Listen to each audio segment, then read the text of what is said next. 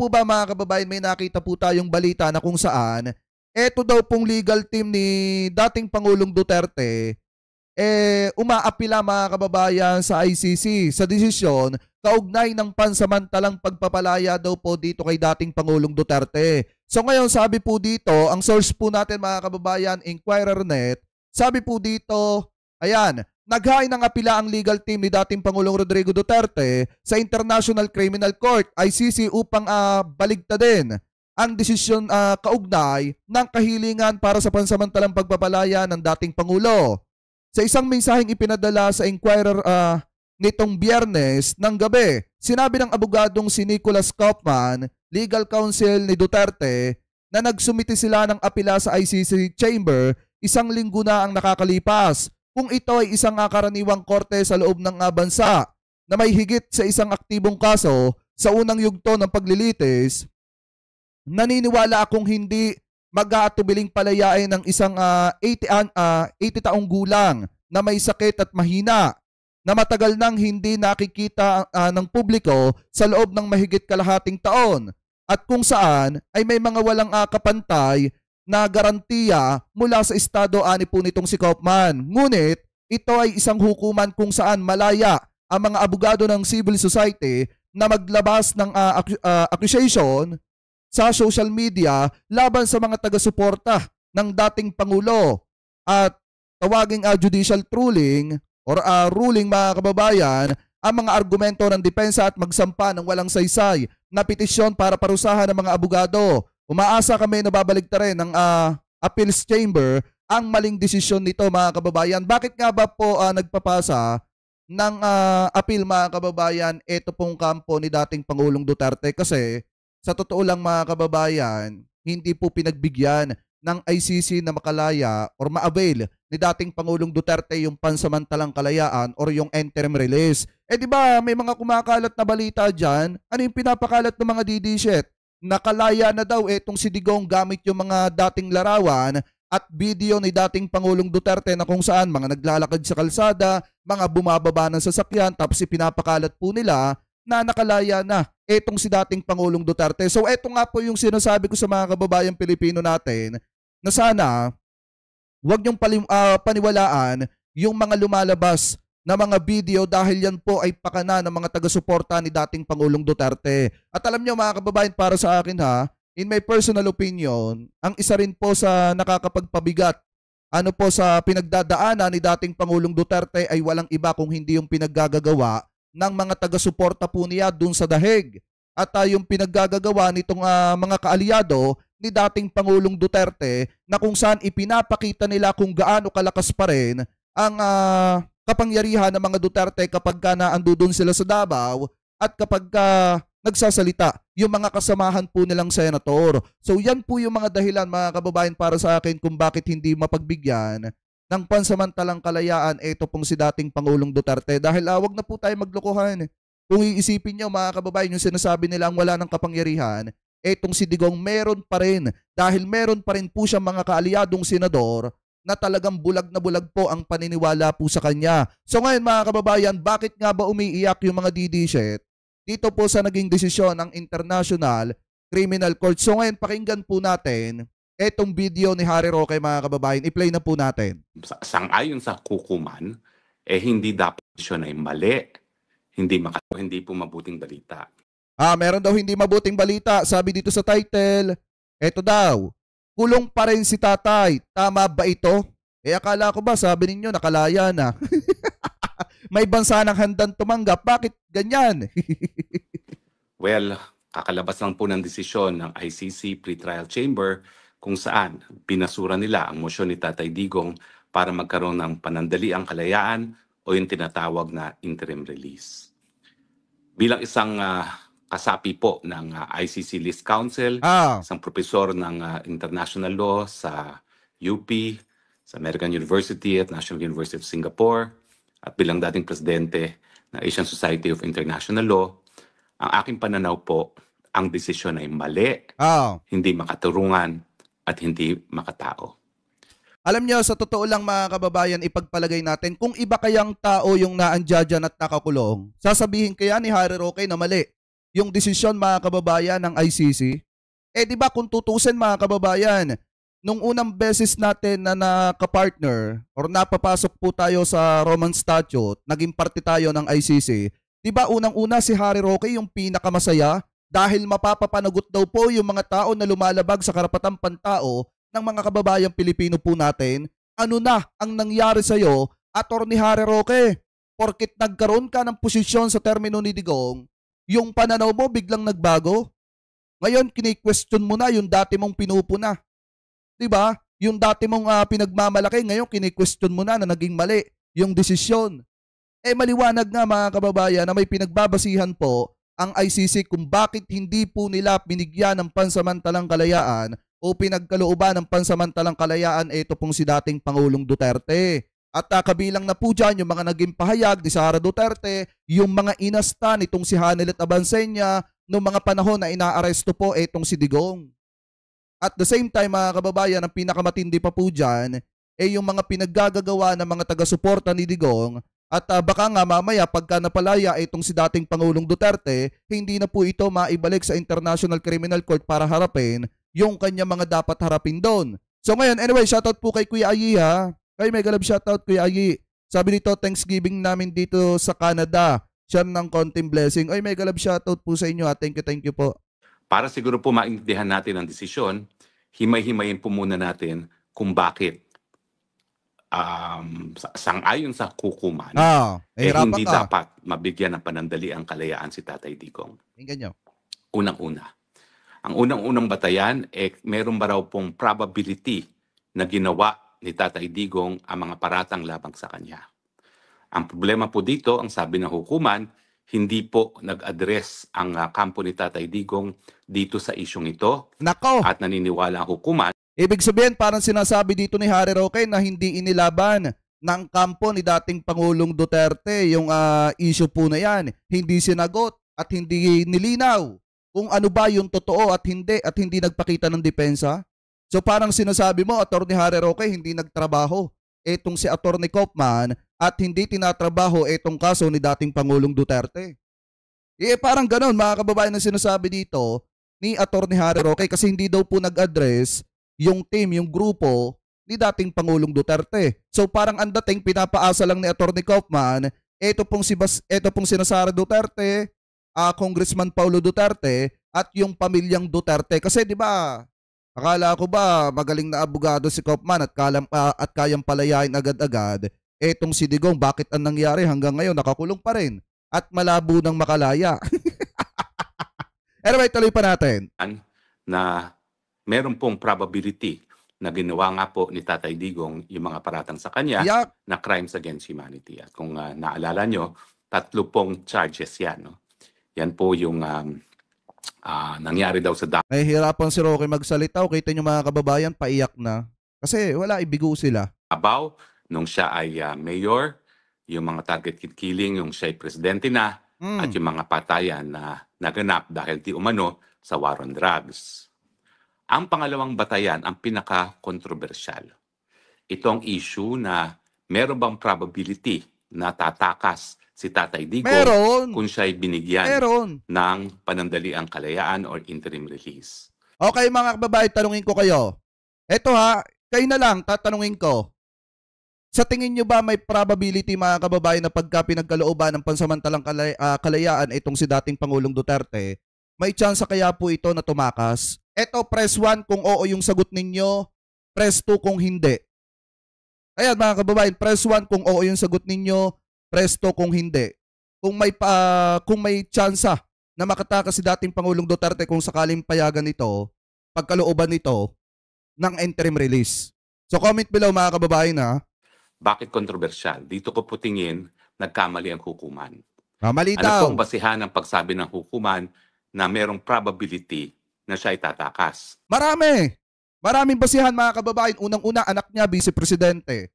Pangalawa mga kababayan, may mga kaalyadong senador itong si dating Pangulong Duterte. Pangatlo, may mga tao na handang pumrotekta, handang itago itong si Digong once na pagkalooban ito ng interim release mga kababayan. At pang-apat, may mga tao na may kakayanan na itakas itong si dating Pangulong Duterte at itago para hindi na bumalik diyan po mga kababayan sa International Criminal Court. Yan po yung mga pwede nating pagbasihan. Kasi kung nagagawa nga nila mga kababayan sa totoo lang, na maitago di umano yung iba mga kaalyado nila, katulad nitong sina Kibulok, noong mga panahon na pinaghahanap po ito ng alagad ng batas, kayang-kaya rin po nilang itago yung pinakaulo nila, yung pinakaugat pala nila, sorry. 'Di ba? Yung pinakaugat nila, kayang-kaya nilang itago yan. Lalo na, at gaya nga ng sabi ko kanina, may mga kaalyadong nasa politiko pa rin. Ito pong si dating Pangulong Duterte, at especially Vice President po, yung kanyang anak. So may kakayanan. Well, karamihan po, in fact, halos lahat ng sinabi ng hukuman ay base po sa mga sinabi ni VP Sara. Ah, Ano po yung mga sinabi niya? At saka yung ginawa ng pamilya.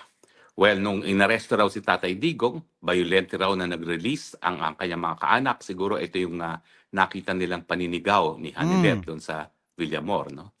At ang mga sinasabi namang mga statements ni VP Sara ay kasama na yung sinasabi ni VP Sara na mali ang paraan para nakuha ang jurisdiksyon sa pagkatao ng kanyang ama dahil hindi dumaan sa tamang proseso under Article 59 ng Rome Statute, hindi siya hinarap sa lokal na hukuman at kinidnap ng diyan kayo nagkamali. Sa totoo lang mga kababayan, alam nyo ba kung bakit hindi rin kahit naman ako yung ICC mga kababayan, hindi ko rin bibigyan ng interim release itong si dating Pangulong Duterte. Isipin nyo mga kababayan, pinapalabas po nila na kinidnap daw po itong si dating Pangulong Duterte. Ayon po yan sa kampo ni dating Pangulong Duterte. Kung titingnan po natin sa totoong buhay yan mga kababayan, meron na bang tao na kinidnap na bumalik sa kidnapper? Eto, tanong lang naman, may tao na ba na kinidnap na bumalik sa kidnapper? So ibig sabihin mga kababayan, once na mapalaya itong si dating Pangulong Duterte pagkalooban ng pansamantalang kalayaan, mukhang malabo na pong bumalik yan sa International Criminal Court. Kasi nga unang-una, ano ba ang kanilang katuwiran? Kinidnap naman yan hindi naman tama yung naging pag-aresto dyan. Ang lagay, kinidnap yan. So sa tingin nyo, ibabalik pa kaya nila yung taong kinidnap do sa mga kidnapper? Siyempre hindi na. Marcos administration para i-deliver sa hukuman. Sinabi rin ng hukuman na nag-akusa daw ang VP Sara na nagsabwata ng ICC at ang Marcos administration para nga mawala ang pinakamalaking tinik sa kagustuhan ng mga Marcos na maging Marcos forever. At ito nga si Tatay Digong.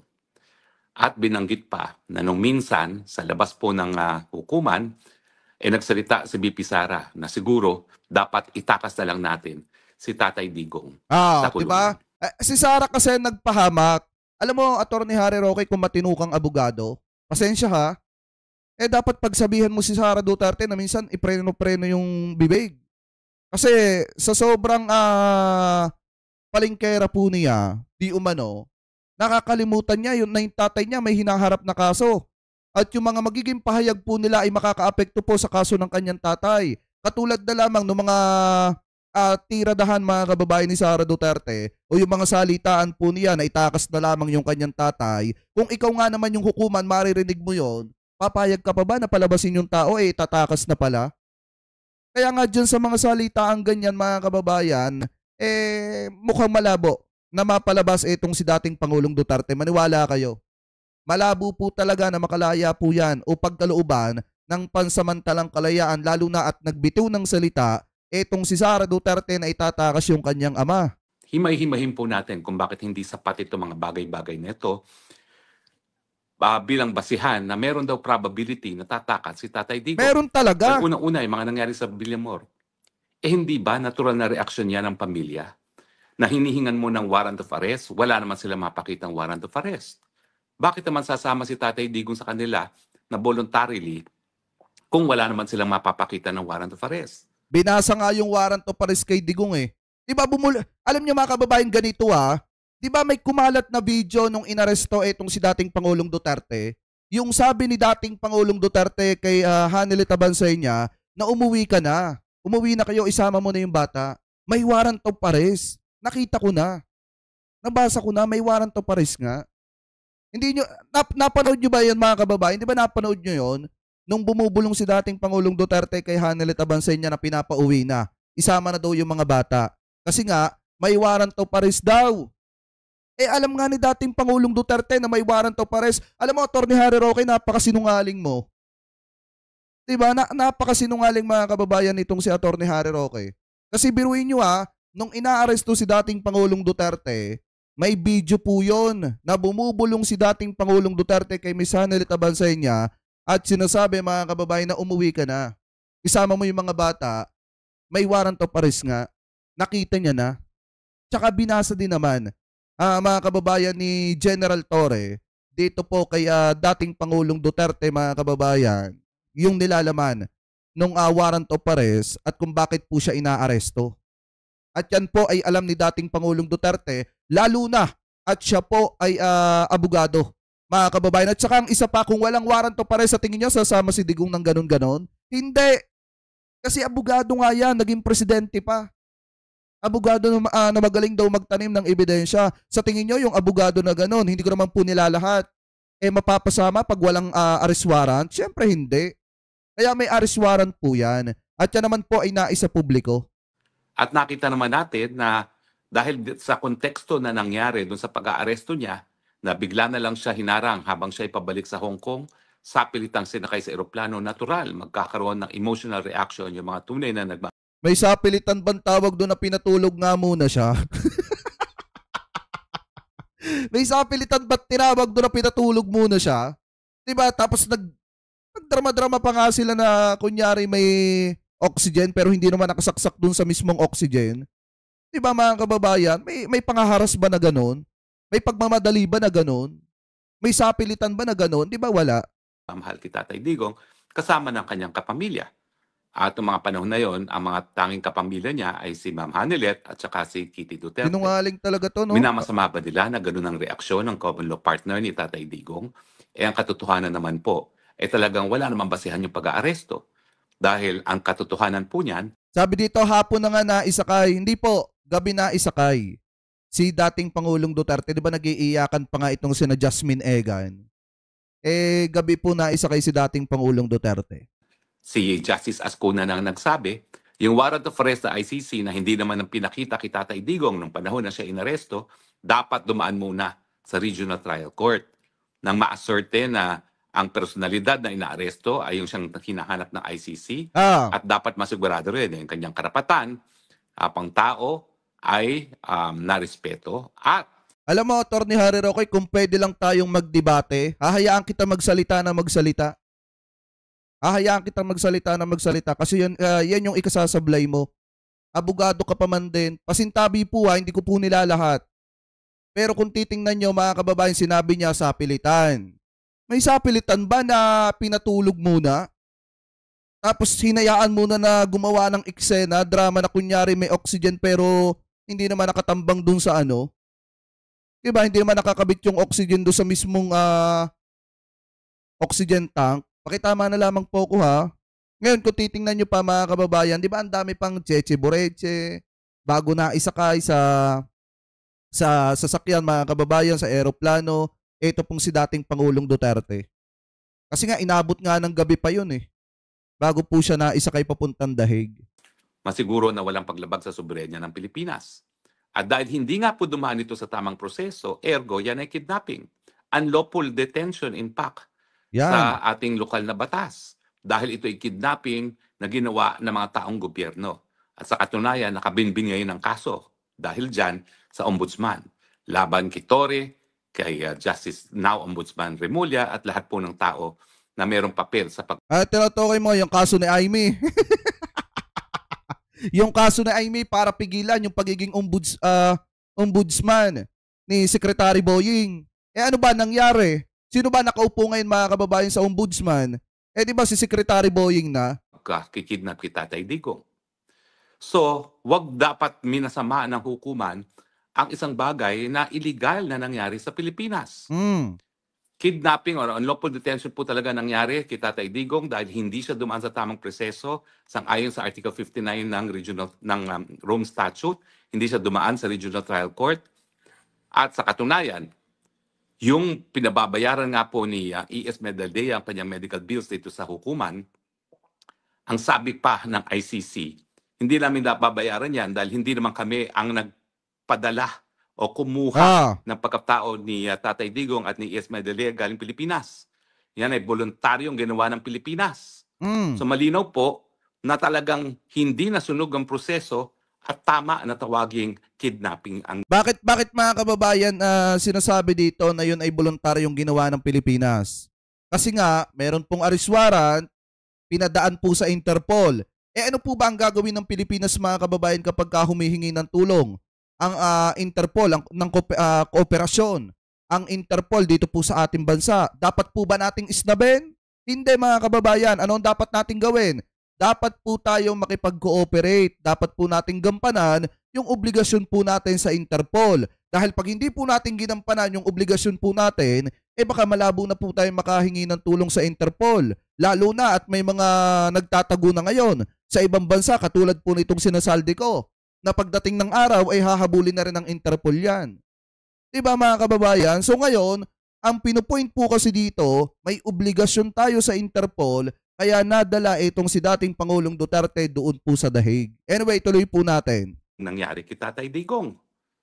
Dahil kung talagang yan po ay ginawa sa ngalan ng ICC, hindi naman po sasagot ng ganun ang ICC nung bayaran na ng gastusin para sa paggagamot kay E.S. Medaldea. No? At bukod pa dyan, sabi nila, nagsalita raw nung minsan si Inday Sara na dapat siguro itakas na lang natin si Tatay Digong sa kulungan. Oh, inulit mo pa. Alam niyo po, yan ay salitang politiko. That is farthest from the truth.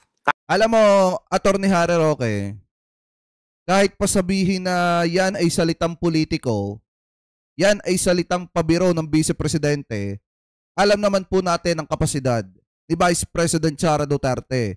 At alam naman din po natin yung kaya po niyang gawin dahil pangalawa po siya sa may pinakamalakas na kapangyarihan dito po sa ating bansa mga kababayan. Hawak niya ang opisina ng pangalawang Pangulo ng Republika ng Pilipinas. So ngayon, may kakayanan po siya na itakas itong si dating Pangulong Duterte kung gugustuhin po niya.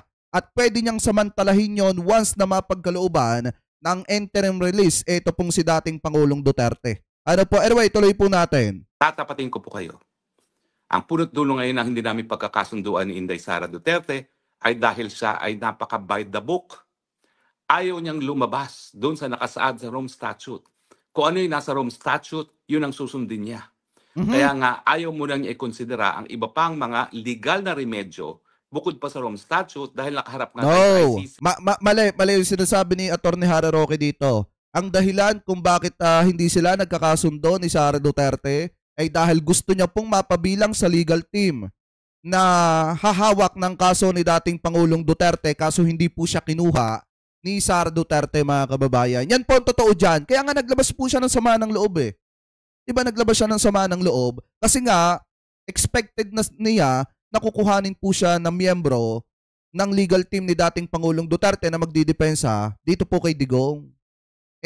Tapos ang masaklap pa nito, hindi pa siya nakukuha, ipinamalita na po niya sa kanyang mga supporter. Kaya nung napahiya po siya, naglabas siya ng kanyang sama ng loob. At yan po yung isang bagay kung bakit hindi po sila nagkakasundo ni Sara Duterte. Dahil nga umasa siya na magiging abogado siya ni Digong at kapag nga naman naging abogado po siya ni Digong dyan, makakatira po siya dyan mga kababayan. Mai-apply po niya yung kanyang asylum. Kaso nga lang ang problema, lahat pong nang yon ay nawala dahil nga mga kababayan, maliwanag naman po na hindi kinuhang abogado ni Sara Duterte o miyembro ng legal team na magdidepensa sa kanyang tatay, eto pong si Harry Roque. Anyway, ituloy po natin.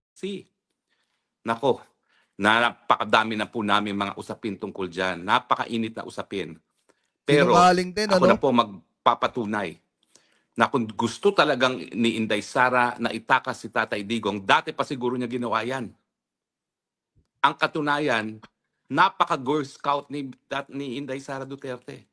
Ayaw niyang lumabas sa letra ng Rome Statute at kaya nga hinayaan niya na bagamat hindi Totoo naman talaga mga kababayan yun. Ako sang-ayon po ko dito kay Harry Roque. Dito sa sinasabi niya na napaka-Girl Scout ni Sara Duterte. Dahil tingnan nyo, tuwing may sakuna, may malakas na bagyo dito po sa ating bansa, ano po ba ang ginagawa? Umaalis na agad bago pa dumating yung bagyo. Umaalis na agad ng Pilipinas bago pa dumating yung mismong araw ng pagdating ng bagyo. Ibig sabihin mga kababayan, lumilipad na papuntang German, pasarap buhay lang doon, pumupunta na ng dahig, namamasyal sa ganito, ganyan. Yan po yung ginagawa niya. Bago pa dumating yung araw na kung saan bababa yung bagyo o tatama yung bagyo sa Pilipinas, naandudo na po siya sa ibang bansa. Naagapan na po agad niya mga kababayan yung kanyang pag-alis. Hindi makaturungan ang pagkakuha sa jurisdiksyon ng pagkatao ni Tatay Digong sa pamamagitan ng kidnapping, hinarap ng buong pamilya ang proseso sa ICC. Yan ba ang gawain ng isang tao na nais tumakas? Kakilala ko rin po si Tatay Digong, naging amo ko. Anong sinasabi niya sa akin? Pagdating dun sa mga usapin ng kuku, sabi niya kung gagawin ng militar yan, hayaan mo sila mamuno. Pero wala akong pakialam dyan, wala dapat pakialaman si Inday Sara Duterte dahil kami ay parehong abogado. Kinakailangan lahat ng gawain namin sang-ayon sa saligang batas. So ganyan din po ang pananaw ni Tatay Digong kung gusto niyang tumakas. Matagal na siyang tumakas. Pero dahil siya ay abogado, hinaharap niya fair and square ang proseso. Alam nyo kasi mga kababayan, ganito yan. Ang pagtakas kasi hindi naman po biglaan o basta-basta yan. Yan po ay pinagpaplanuhan. Ngayon sa tingin nyo, sino ba naman ang uto-uto na pangalawang Pangulo ng Republika ng Pilipinas ang pupunta dyan agad-agad para itakas itong si Digong? Nang hindi sila handa, hindi sila prepared. Alam naman po natin mga kababayan na kung susubukan po nila yan, baka nasa mga boundaries pa lang sila, nabantayan na po sila, nahuli na agad sila.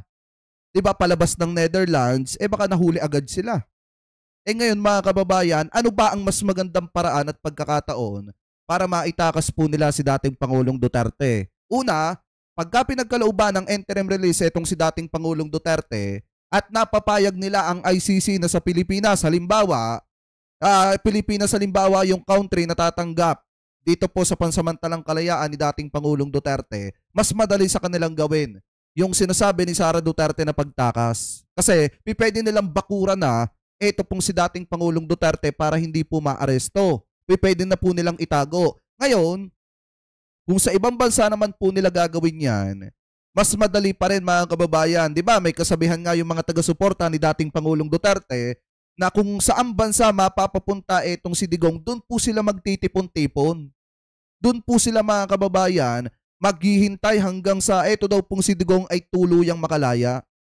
Kasi sa totoo lang, may mga tao pa rin talaga na willing magprotekta dito po sa mga Duterte. Siyempre, naandyan yung mga personal interest, pero kung titingnan po natin, makapangyarihan pa rin ang mga Duterte, lalo na at pangalawang Pangulo, ito pong si Sara. May mga bagay na pwede siyang gawin na talagang kinakailangan lang at humahanap lang ng tiyempo para maitakas po yung kanyang tatay. At ang pinakamagandang pagkakataon noon, yung interim release sana na hindi ipinagkaloob ng ICC sa kanila. Anyway, tuloy po natin. Kaya sa tingin ko po, hindi makatarungan na ang basehan na gagamitan nila ay ang sentimiento ng isang anak na natural. Nagagalit sa proseso na ginamit para makuha ang pagkatao ng kanyang ama at natural. May halong galit sa kanyang mga salita na binibitawan. Now, in any case, yung issue po ng tama ba kung may jurisdiction ng hukuman, sinabi ng hukuman, yan daw ay defiance sa hukuman dahil hindi nila kinikilala ang hukuman. Tama lang po yun. Dahil isa sa basehan na pinapadismiss ni Tatay Digong ang kaso niya ay dahil wala nga jurisdiction ng hukuman. Yan po ay isang purely legal issue. At sa katunayan, 7 buwan na hindi ko maintindihan bakit hindi pa maresolba ang purely legal issue on jurisdiction. Ngayon, pinipilit po nila. Dapat daw madismiss na yung kaso ni dating Pangulong Duterte kasi wala daw po talagang jurisdiction ng ICC sa Pilipinas. Ngayon naman mga kababayan, babaligtarin naman natin yon. Ibig sabihin, yung petisyon ng mga senador na kaalyado ni dating Pangulong Duterte ay house arrest. Ito pong si dating Pangulong Duterte, dito po, mga kababayan sa dahig, wala din pong basihan yan. Kasi mga kababayan, sa totoo lang, wala talagang, kung ipinipilit nila na walang jurisdiction ng ICC mga kababayan, dito po sa ating bansa, ibig sabihin wala din jurisdiction ng Pilipinas sa International Criminal Court. Kaya walang karapatang makialam yung mga senador dyan na kaalyado ni dating Pangulong Duterte. Alam nyo, sa totoo lang, ganito kasi ang nangyari dyan. Kung titingnan po ninyo, merong arrest warrant ang ICC na inilabas. Ipinadaan po yan sa Interpol at tayo po ay parte, mga kababayan, ng Interpol. So ngayon meron tayong obligasyon. Kaya na-aresto itong si dating Pangulong Duterte sa bisa ng arrest warrant ng ICC, mga kababayan, kasi nga ipinadaan ng ICC sa Interpol yung arrest warrant at tayo po ay parte ng Interpol, mga kababayan. So ibig sabihin, naging tama at sapat yung pag-aresto ay dating Pangulong Duterte. Hindi po pinag-uusapan dyan yung jurisdiction. Ang pinag-uusapan po kasi dito yung pananagutan natin at obligasyon po natin sa Interpol, mga kababayan. Ano po? Anyway, tuloy po natin. Simple lang po yan. Sang-ayon ba sa Rome Statute? Meron ba o walang jurisdiction ang ICC? At hindi dapat pulaan ang pamilya at si Tatay Digong mismo kung sasabihan nila na walang jurisdiction ng hukuman dahil yan naman po isang legal na depensa sa ICC. Hindi po yan defiance gaya ng paulit-ulit na sinasabi ng prosekusyon na mukha namang sinang-ayunan ng ICC mismo.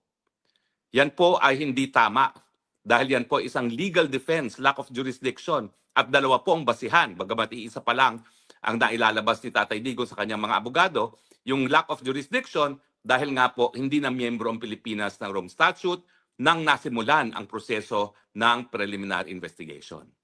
Nakasaad po uli sa Rome Statute. Sayang kung sa akin lang napapunta yung pagiging abogado mo, dami ko na natulungan sana na may mga kaso. Kasi kung ikaw ang hahawak ng kaso, Atty. Harry Roque, matatalo talaga yung kliyente mo. Alam mo na nga mali sa sarili mo, ipipilit mo pa. Statute na kung bibitiw ang isang bansa, ang korte ay mayroong 1 taon matapos ang pagbibitiw para simulan ang preliminary investigation.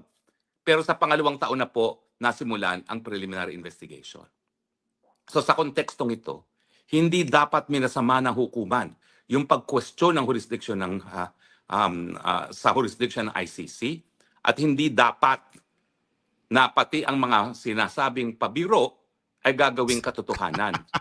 Dahil yung yung actuation ni BP Sara na she is faithful to the letter of the Rome Statute, yan po'y patunay na walang iniisip na labag sa ICC Rome Statute itong si BP Sara.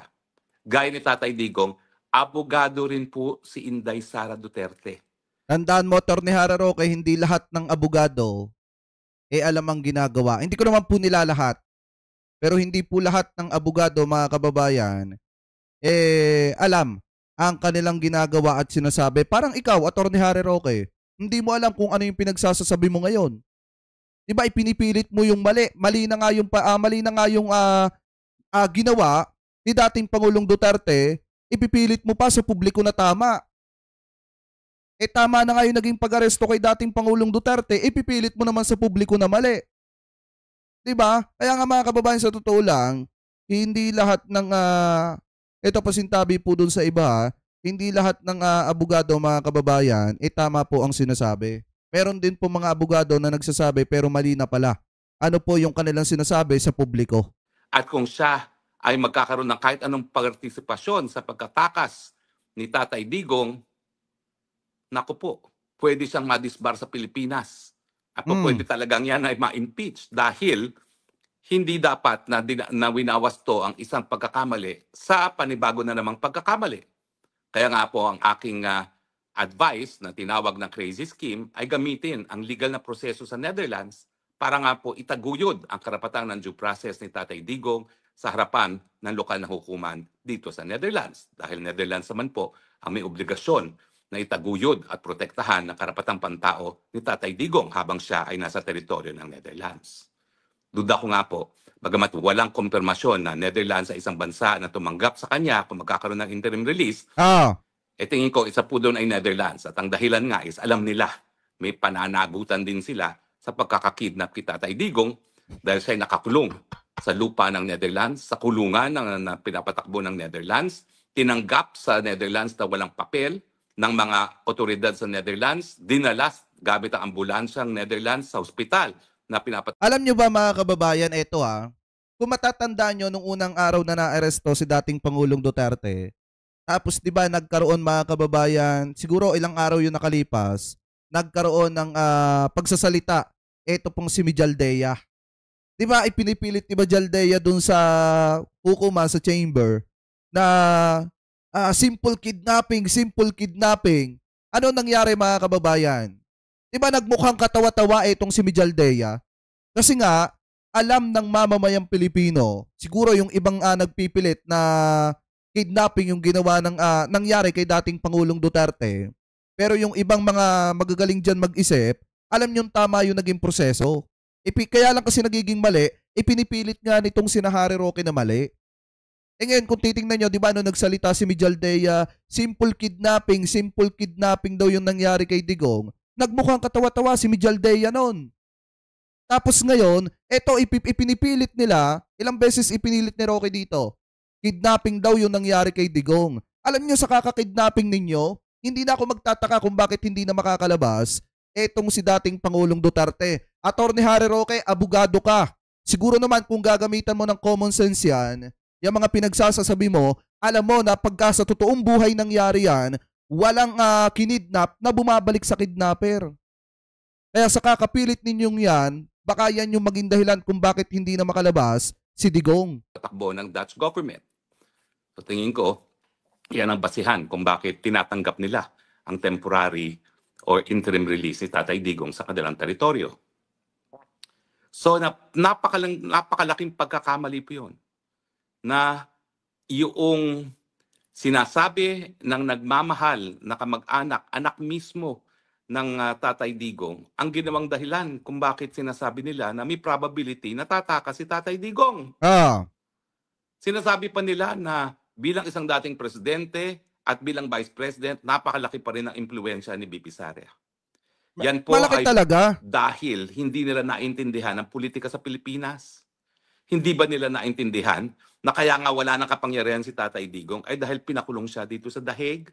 Hindi ba nila naintindihan na ginagawa lang nilang tau-tahuan si BP Sara na bagamat siya ay vice president, talaga naman pong linalapastanganan ang kanyang pagkatao ng presidente mismo at ng kanyang mga kaalyado sa Senado at sa Kamara de Representante? Eto mga kababayan na hindi ko maintindihan yung sinasabi ni Roque dito. Paano niya nasabing naging tau-tauhan si Sara Duterte? Halos ginawa ni Sara Duterte tau-tauhan yung mga nasa sa bansa natin ngayon. Bakit? Kung kailan niya lang gusto magtrabaho, saka lang siya magtatrabaho. Pagka budget ang pag-uusapan, saka lang po siya uuwi. Pagka hindi na po niya trip mga kababayan ulit ang Pilipinas, babiyahe ulit pa ibang bansa. Yan ba ang tau-tauhan, Attorney Harry Roque? Attorney Harry Roque, baka bulag po kayo ha. Patingin po kayo ng mata nyo. O kaya paltan nyo yung salamin ninyo, baka hindi nyo nakikita yung ginagawa ng ano nyo, ng amo nyo. Diba biruin nyo mga kababayan, paano naging tau-tauhan yun? Pag ayaw magtrabaho sa Pilipinas, pupunta ng ibang bansa, mag-iikot-ikot sa iba't iba pang mga bansa. Pag sawa na mag-ikot, sawa na magliwaliw, babalik ng Pilipinas at itatiming pa ng pinag-uusapan, pera na naman. Diba? Pagkatapos ng usapin ng budget, pera, gagalaw-galaw ng konti, puna sa gobyerno, magsasalita ng kung ano-ano laban sa gobyerno, at pagkasawa na naman sa ganung gawain, babiyahin na naman pa ibang bansa. Yan ba ang tau-tauhan, Attorney Harry Roque? Di ba nila alam na sangkatutak ng kasong sinampan nila labang kay BP Sara, including yung impeachment, na buti na lang ay panandali ang naharang ng Korte Suprema? Yan ba ang patunay na dahil siya ay Vice President, maimpluwensya siya sa ngayon sa Pilipinas na kinukonsidera siya na number 1 kalaban ng gobyerno at patuloy na sinusupil at ginigiit? Pati po ako, naging collateral damage. Hindi naman ako Duterte, no? Pero hindi ka collateral damage, Attorney Harry Roque. Umuwi ka ng Pilipinas para malaman mo kung ikaw ba ay collateral damage o kung sadyang ginawa mo ba. Ano po yung mga matitinding aligasyon sa'yo?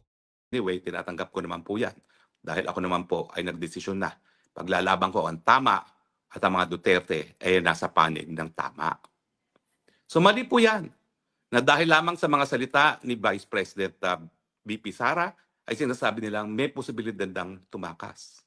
Unang-una, meron pa bang mental at physical condition na tumakas si Tatay Digong? Meron! Nahuhulog na nga at tumatama ang ulo sa sahig. Yan ba ang po pwede pang tumakas? Sinungaling ka, Attorney Harry Roque. Ano yung sabi ni ni Ma'am Elizabeth? Pakitama na lamang po ko ha, Zimmerman. Ano yung sabi niya? Okay naman si Digong, makulit, jelly pa nga daw, at medyo pumayat lang ng konti. Pero okay naman siya. Diba? Yun yung sabi nung mismong pamilya ni Digong. Tapos sasabihin mo, nahuhulog na sa sahig. Kalokohan mo. Abogado ka pa man din, napakasinungaling mo. Pangalawa, anong impluwensya ang sinasabi ninyo? Wala nga po. Patuloy ang paggigipit, hindi lang po kay BP Sara, kundi pati na nga po kay Tatay Digong. At ang patunay ay pinakidnap siya papunta sa dahig nang mawala siya sa Pilipinas. Sinasabi rin nila na dahil si Presidente Duterte ay sinabi ni BP Sara na kapag nagkaroon ng interim release na nais niyang ang interim release at Davao City, ito raw ay dahilan kung bakit may probability na gagawin na naman daw ni Tatay Digong di umano yung mga pagpapatay na sinasabi nila. Mali nga kasi mga kababayan pala yung grupo, yung legal team ni dating Pangulong Duterte. Nag-request po sila ng interim release at yung sinabi nila na kung pwedeng yung bansang tatanggap Pilipinas tapos yung lugar, Davao City. Mali talaga yon. Sino ang ututong magbibigay ng interim release tapos susundin yung kondisyonis na ganon? Kahit ako mga kababayan, hindi na kita bibigyan ng interim release. Magsawa kang manigas dito. Diba? Ayan mismong sinabi na ni Harry Roque naganap nung siya ay mayor sa Davao City. Sa tingin ko po, that is an unfair conclusion dahil hindi pa po napapatunayan ang pagkakasala ni Tatay Digong sa pagpapatay doon sa tinatawag na Davao Death Squad nung siya ay mayor. Ang sabi pa ng korte, abay, kita mo nga, yung kanyang impluwensya ay napatunayan dahil siya ay nahalal muli bilang alkalde ng Davao at dahil siya ay alkalde na naman ng Davao at ang kanyang anak ay vice mayor, posible na namang siyang gumawa ng mga kasalanan at mga krimen sa Davao City. Hindi ba ho yan ay unfounded conclusion sa isang tao na hindi pa napatunayang nagkasala? Nakasaad din po sa Rome Statute at sa karapatang pagtao na lahat na akusado ay presumed innocent until proven otherwise. Bakit sasabihin nila na meron na namang probability na gagawa pa ng mga krimen samantalang wala pa namang krimen na napapatunayan? Siya na nga ang umamin